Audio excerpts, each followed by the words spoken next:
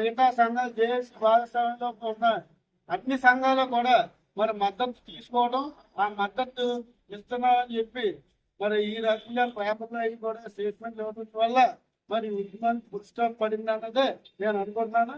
అందుకని మేమందరూ కూడా మరి ఏదైతే ఏపీలో జేఏసీ అందరికీ కూడా ఆర్టీసీ తరఫున మేము ప్రత్యేకంగా అభినందనలు తెలియజేసుకుంటున్నాం. అలాగే మరి ఆర్థిక సంస్థలు ఏవైతే ఉన్నాయో అంతతో పాటు మావి కూడా ముడిపడి ఉన్నాయి కాబట్టి ఆటోమేటిక్ గా అది ఉద్యమం రూపంలో జరుగుతుంది కాబట్టి దానికి మా వంతు సహాయ సహకారాలు మీరు ఏ నిర్ణయం తీసుకున్నా అందులో కూడా మా రాష్ట్రానికి మీతో పాటు మరి ఫాలో అవుతుంది కాబట్టి దానికి కూడా మేము అందరూ కట్టుబడి ఉంటామన్నది మేము ఈ సందర్భంగా తెలియజేసుకుంటున్నాం. ఏదైనా సరే ఐక్యత అన్నది ఉంటే ఏ సమస్యనైనా మనం చక్కగా కూడా పరిష్కరించుకోవడానికి అవకాశం ఉంటుంది అన్నది దీనికి ఒక చక్కటి ఉదాహరణ మేము చెప్పదలుచుకున్నాం. అలాగే మరి మీ అందరూ కూడా వేరే చాలా డిపార్ట్మెంట్ లో పనిచేస్తున్నారు.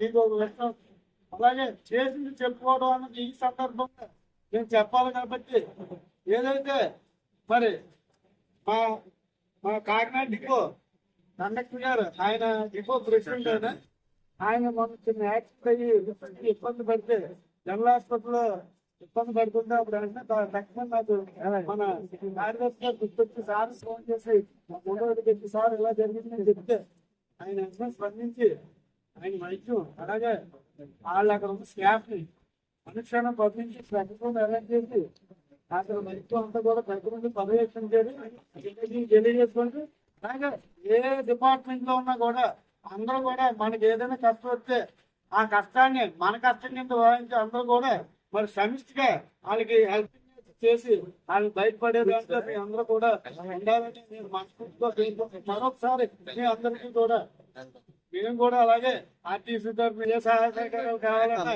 మీ అందరికీ కూడా మేము సహాయ చేయడానికి ముందుంటామని చెప్పి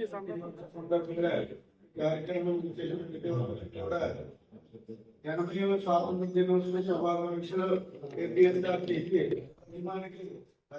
కూడా అన్ని సంఘాల మద్దతు కూడబెట్టుకుని ముందుగా డిపోలో నిరసన కార్యక్రమాలు చేపడుతూ మన ఉద్యమాన్ని తీవ్రతరం చేయాలనే ఉద్దేశం మీద మన 3వ కార్యక్రమంలో 128 డిపోలను కూడా ప్రతి ఉద్యోగి కూడా ముఖ్యమంత్రి గారికి మరి ఏదైతే ఇబ్బందులు ఉన్నాయని చేసి దానికి దీన్ని వ్యతిరేకిస్తున్నాం అని చెప్పి అందరితో ఉద్యోగ సంతకాలు సేకరణ చేసి మరి కలెక్టర్ గారి ద్వారా దాన్ని ముఖ్యమంత్రి గారికి పంపించాలని మన ఏదైతే మరి కలెక్టరేట్ లో ఆ కార్యక్రమం అంటే రెవెన్యూ మరి ఇవ్వడం జరిగింది.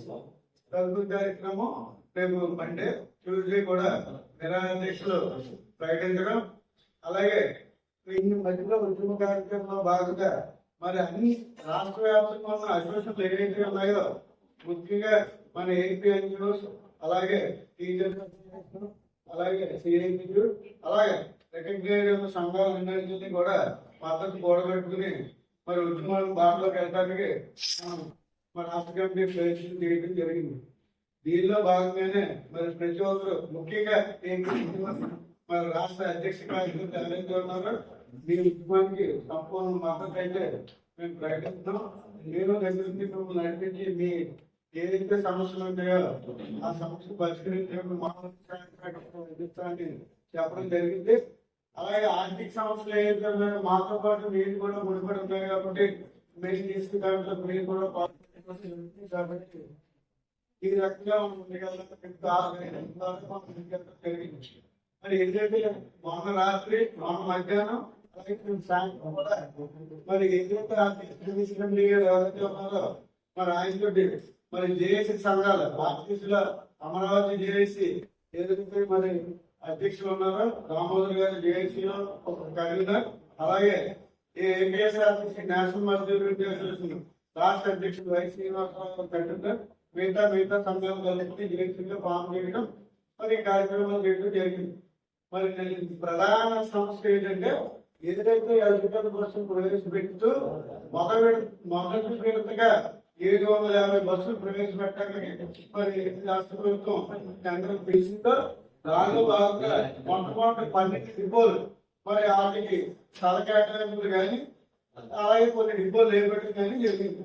దాన్ని బట్టి ప్రతి ఒక్కరికి కూడా ఆర్టీసీ ప్రైవేట్ వాళ్ళకి వెళ్ళిపోతున్న దానికంటే వెయ్యి మనం వెళ్ళడం జరిగింది. దానికి ప్రభుత్వ పరంగా పరిష్కరించాల్సిన అంశాలు కాకుండా మరి ఏదైతే ఆర్టీసీ యాజమాన్యం దగ్గర ఉన్న సమస్య పరిష్కారం ఏ రకంగా జరగాలంటే మొత్తం ఏదైతే మెమరాండంలో మొత్తం 40 డిమాండ్స్ తోటి మనకి మెమరాండం ఇవ్వడం జరిగింది. అందులో ఆర్థిక ప్రమాణాలు కూడా ఉన్నాయి. మరి దానికి జరిగింది.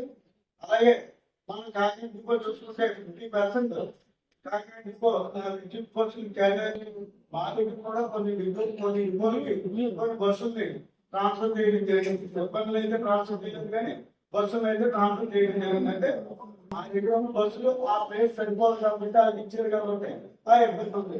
దాని మీద మరి ఉద్యమం మొదలు పెట్టడం జరిగింది.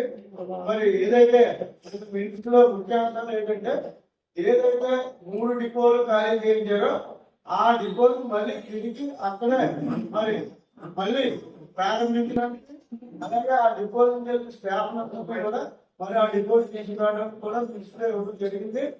అలాగే ఏదైతే ఎలక్ట్రికల్ బస్సులు మనకి ఇంప్లిమెంట్ జరిగిపోయింది కాబట్టి టెండర్లు ఇచ్చారు కాబట్టి ఈ 750 కాకుండా మరి ముఖ్యమంత్రి గారు ఏదైతే మనకి 2030 నాటికి ఆర్టీసీలో బస్సులన్నీ కూడా ఎలక్ట్రికల్ బస్సులే జరుగుతాయని చెప్పి వస్తాయని చెప్పి చెప్పడం జరిగిందో దానికి ఆర్టీసీ ఎంపీ గారు ఇచ్చిన మినిట్స్ ప్రకారం ఈ 750 కాకుండా భవిష్యత్తులో ప్రభుత్వ పరంగా కానీ సంస్థ పరంగా కానీ ఆ విద్యుత్ బస్సులు కొనుక్కునేలాగా అలాగే ఆర్టీసీలో పనిచేసే కండక్టర్ డ్రైవర్ మెకానిక్లు ఎవరైతే ఉన్నారో వాళ్ళకి ట్రైనింగ్ ఇచ్చి ఆ బస్సులు ఆరుతోనే ఆపరేట్ చేసేలాగా మినిస్టర్ రూపంలో ఇవ్వడం జరిగింది.